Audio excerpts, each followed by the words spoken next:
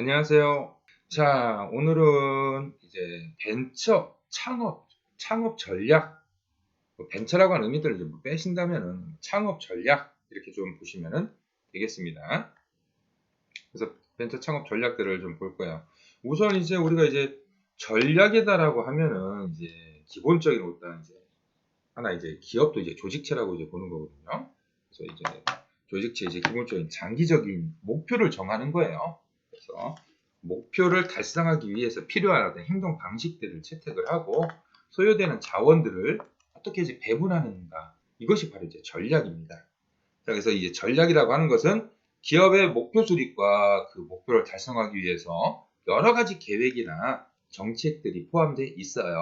그래서 이제 주 관심 대상은 뭐냐면은 경쟁자에 비해서 우리 기업이 갖는 경쟁 우위는 어떤 것들이 있는가를 알아야 된다는 것이죠. 그래서 이 경쟁 우위라고 하는 것을 유지하기 위해서 장기적인 목표라든지 정책들, 그리고 이제 자원의 효율적인 배분 등에 대한 모든 자원들을 통합을 하고 이제 구체적인 목표를 지향하는 일종의 책략이다. 그래서 이것이 기업의 규모를 확대시킬 수 있고 또 환경의 불확실성, 그리고 기업의 복잡성 증가 등 이 경영 환경들의 급변화에 따라서 중요해지고 있는 것이 전략이다라고 좀 보시면 되겠습니다. 우선은 이제 전략의 모습을 한번 이렇게 좀 한번 쭉 한번 좀 살펴보시죠. 전략 수립 과정입니다. 자, 우선 우리 전 시간에도 얘기했었던 이제 내부와 외부, 그죠? 내부와 외부 분석들 해야 돼요. 사회 문화적인, 정치적인 부분들, 법률적인 부분들, 경제적인 것들, 그죠? 분석을 하고 우리가 가지고 있는 강점, 약점들은 어떤 것들이 있는지 분석을 하는 거죠.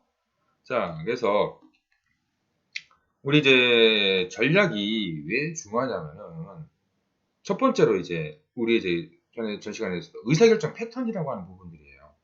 의사결정 패턴들. 그래서 첫 번째 계획입니다.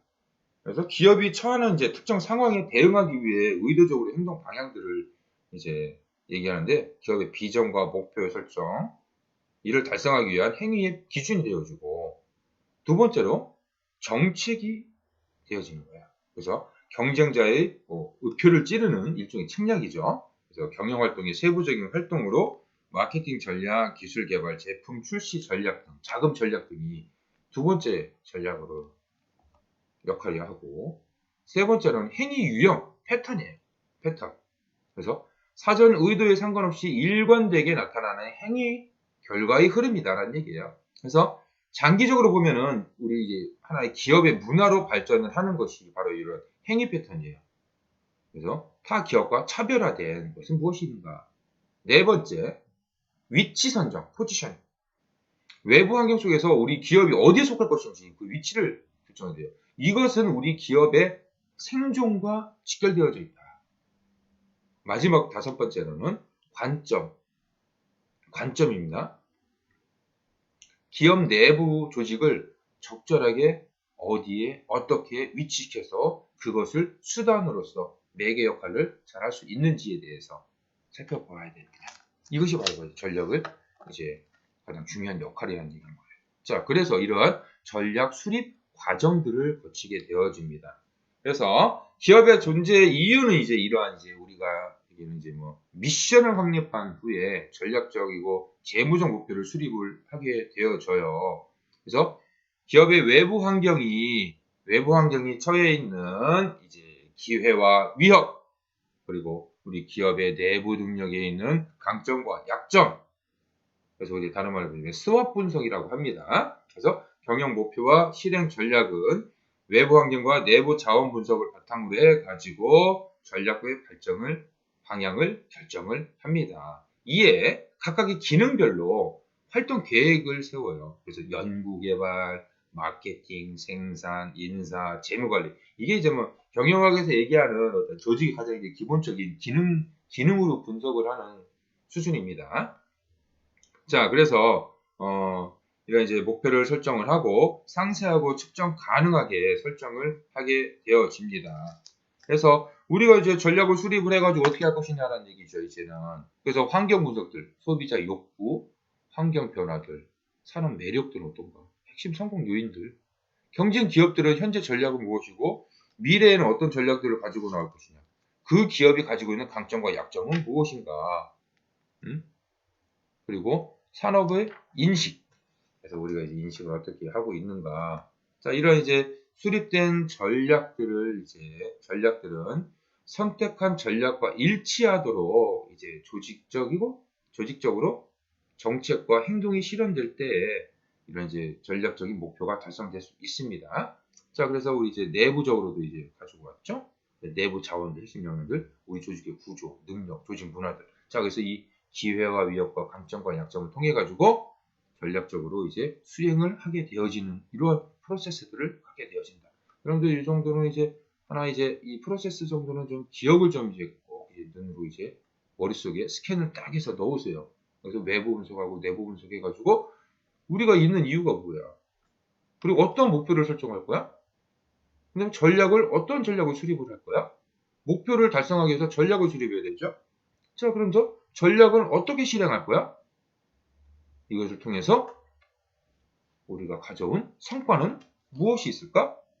자, 곧 이러한 실행에는 전략이 수행되는 방법이라든지 누가 누구에게 보고하는가, 또 채용, 승진, 보상 등을 어떻게 하는가, 구체적인 어떤 조직 정책들, 행동들은 어떠한가, 예를 들면 뭐 정규직이냐, 비정규직이냐, 또는 업무 역할이나 경영 통제 시스템들, 보상의 어떤 정책 등이 이해에 속할 수 있다. 여기에.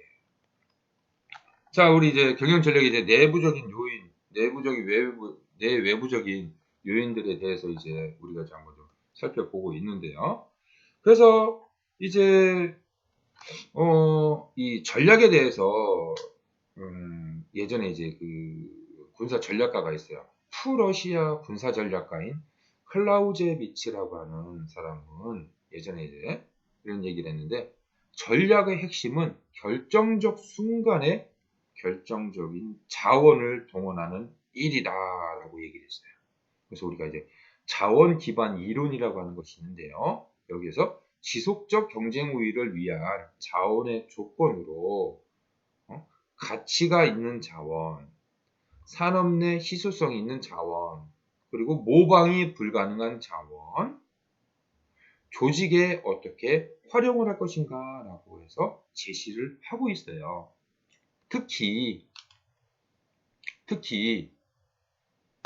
모방 불가능하다라고 하는 것은 독특한 역사적 조건, 그리고 인과관계의 모호성, 복잡한 사회적 관계를 바탕으로 해서 생산된다고 했습니다. 그래서 이러한 조건을 충족하는 자원이라고 했을 때, 곧 대체가 불가능한 자원이라고 했을 때는 이것을 보유하고 있는 여부가 그 기업의 지속적인 경쟁 우위를 유지시켜 줄 수 있다, 이렇게 좀 표현을 할 수 있어요. 그래서 우리 이제 경영 전략의 이제 외부 요인 같은 경우에는 이런 것들이 있는 것이죠. 자, 우리 경쟁자, 대체품, 구매자, 잠재적인 진출 기업들, 공급자들. 자, 잠재적인 진출 기업들, 규모의 경제, 절대 비교 비용의 자본, 제품 차별화, 정부의 법적 규제들, 기존 기업에 대한 보복들이 잠재적 진출 기업들이.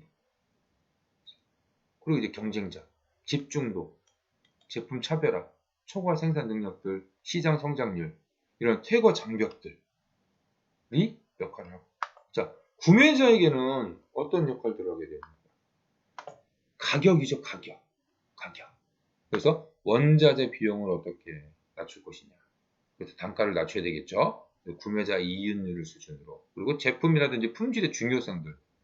그래서 구매자의 교섭력, 공급자에 대한 상대적인 크기라든지 구매자들의 어떤 정보들 영향을 미치게 되겠고, 대체품이 있느냐, 대체품이.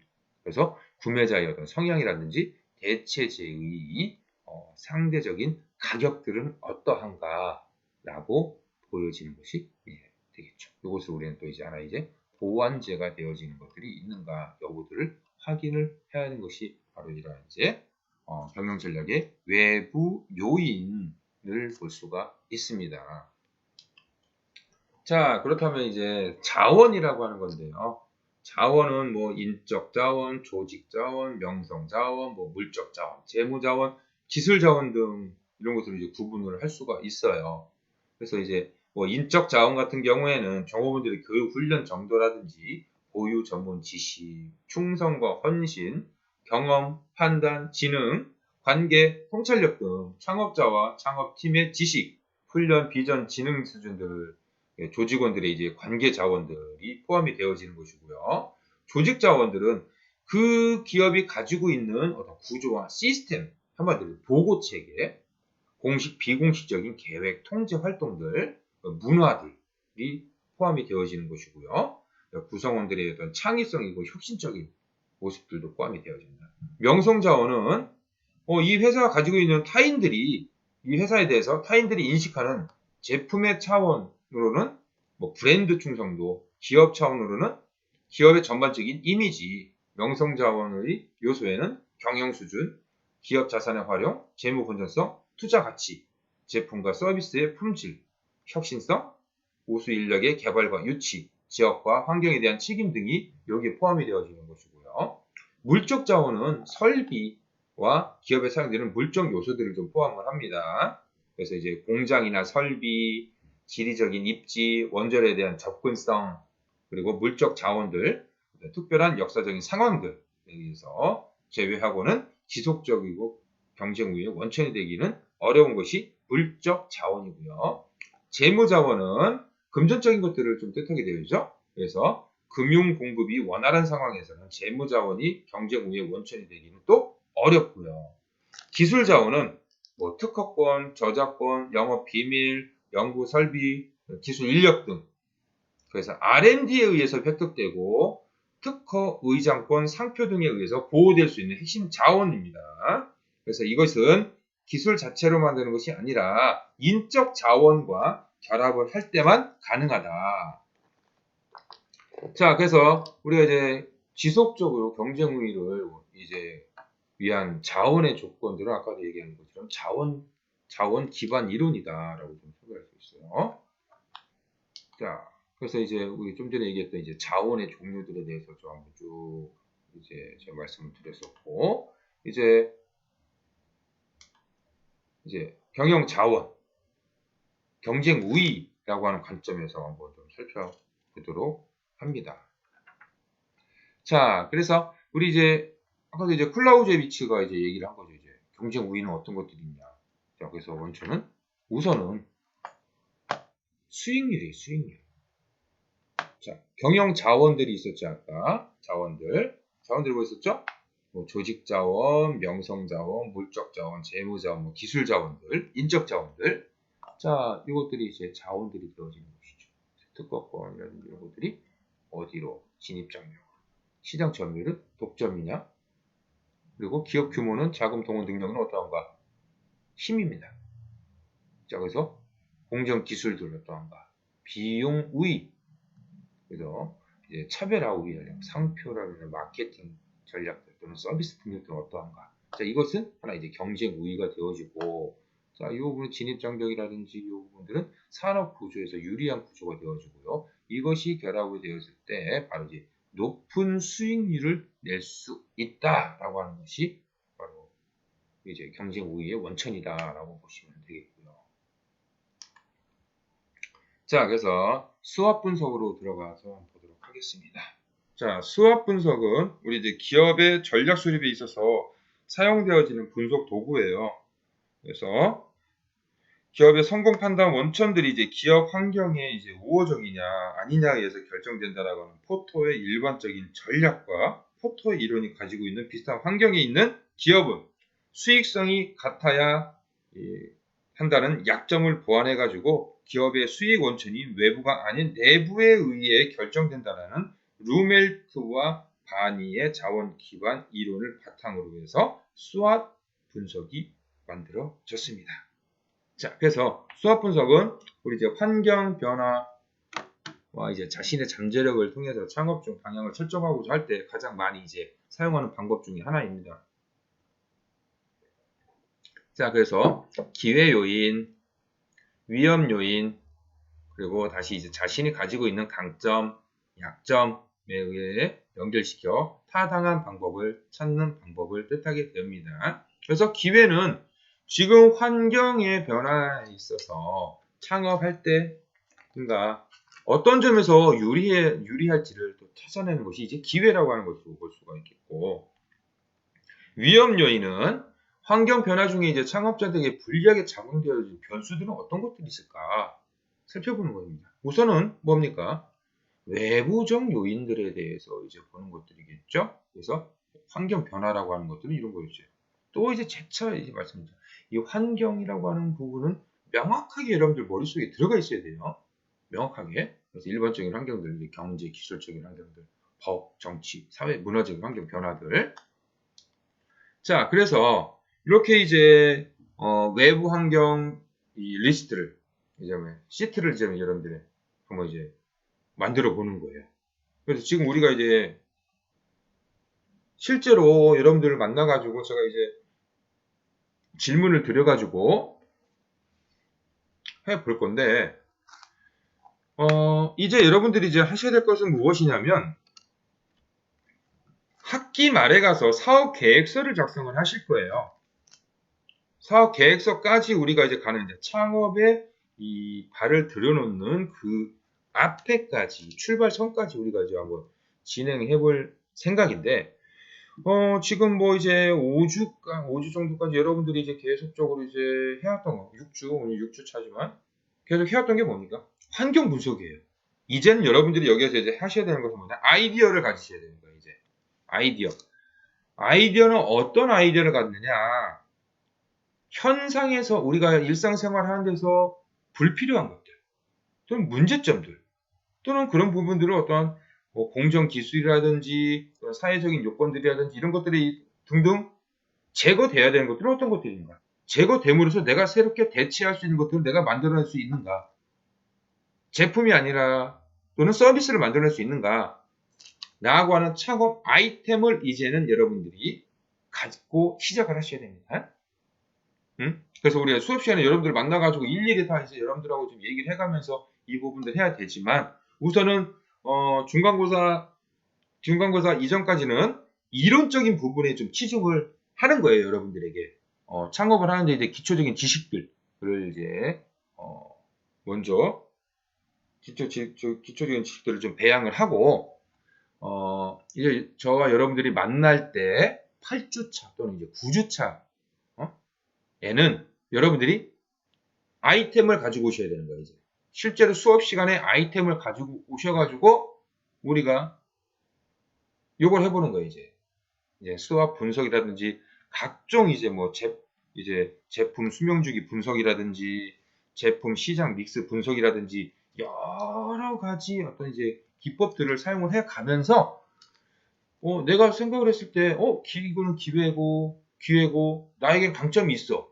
그런데 다른 사람들과 이제 토론을 해가면서 보면은 내가 생각하지 못했던 위험 요인들이 분명히 나온다는 얘기예요. 또 약점이 노출된다는 얘기예요. 이런 것들을 보완을 해가면서 여러분들이 실제로 우리 사업 계획서를 작성을 해 보도록 합니다. 실제 우리가 이제 기업을 하나 이제 만들면서 이제 내가 가지고 있는 창업 아이템이 제품이나 서비스로 소비자들에게 시장에 노출이 되어지는 그곳까지 우리가 이제 한번 좀 살펴보도록 하려고요. 기발한 아이디어 굉장히 좋습니다. 상식에서 벗어나세요. 항상 뭐부터? 문제점을 인식하는 데서부터 시작을 해보란 얘기예요. 문제점을 인식해보라. 문제점을. 응? 문제점을 인식해봐라. 그런 뒤에 이것이 실제로 사용 가능한가 여부들을 이제 판단을 해봐야 되는 거예요. 언제까지? 9주차, 8주차 이렇게 봅시다. 8주차까지 여러분들이 어떤 기발한 아이디어들을 개인들 여러분들이 각자 하나씩 뭐 여러 개도 상관없습니다. 만들어 와보세요. 그래서 한번 개요를 한번 정리를 한번 해보시는 거예요. 자, 그래서 우선은 이런 수업 분석들을 통해 가지고 한번 해보란 얘기예요.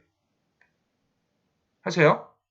자, 뭐 법적이고 정치적인 환경들, 기회들은 무엇들이 있고 위협은 어떤 요소들이 있을까? 경제적이고 기술적인 환경들 한 5개 정도씩만 적어요.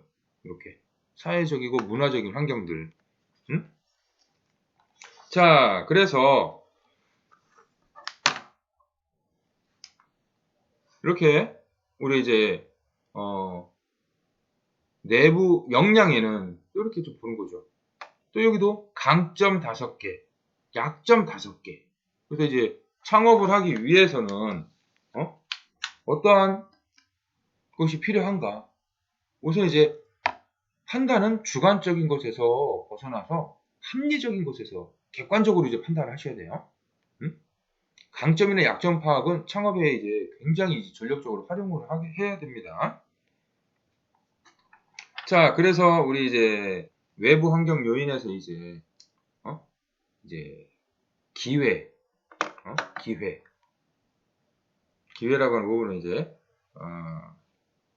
시장의 확대가 조망될 수 있고 고객 수요 변화라든지 정부 시책 또는 관련 업종의 부가 상승하거나 감세라든가 면세가 있는가 이런 것들이 우리 기업의 이제 하나 이제 기회 요인으로 작용할 수가 있겠고 위험 요인은 경쟁이 얼마나 그 시장이 우리가 들어가려고 진입하려고 하는 시장이 얼마나 이제 경쟁이 심한가 또는 이제 국제 시장에 얼마나 개방화가 되어져 있는가 관세 장벽이 있는가 또는 수요 패턴은 쇠퇴하고 있는 것이 있는가 이런 이제 위험 요인들을 좀 확인해 봐야 되고 자 이제 내부 요인으로서 이제 강점 같은 경우에는 우수 인재가 확보가 되어 있느냐, 신시설이 있느냐, 우수한 기업 문화가 있느냐, 자금 동원력, 원가 우위 제품 보유, 그리고 신제품 개발 능력이 있는가. 이것이 이제 강점 요인이 되겠죠.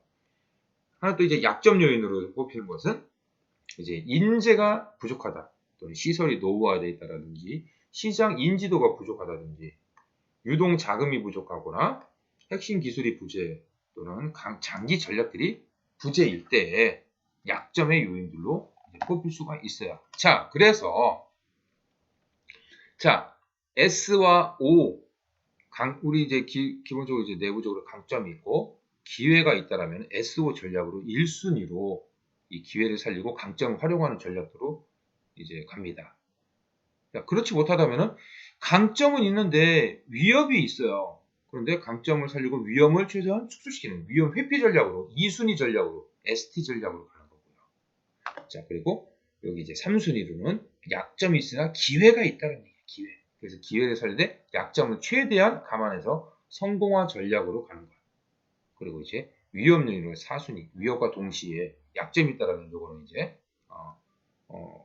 이제 좀 회피를 하려고 하는 노력들을 해야 되겠죠. 그래서 WT 전략. 그래서 1순위 강점과 기회, 그리고 강점과 위협, 약점과 기회, 약점과 위협. 이렇게 해서 이제 전략들을 도출해 볼 수 있어요.